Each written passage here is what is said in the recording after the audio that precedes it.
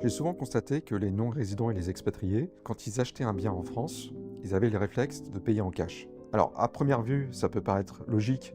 Quand on est expatrié, on a généralement beaucoup d'épargne parce que la société qui vous emploie paye les écoles, le logement, les voyages aller-retour avec la France. Donc vous avez une capacité d'épargne importante. Donc payer votre bien cash, ça peut paraître logique. Sauf qu'ils se privent d'un effet de levier grâce à l'emprunt. Et une autre problématique qu'ils peuvent aussi rencontrer, c'est qu'aujourd'hui en France, il existe très peu de banques qui acceptent de financer les non-résidents.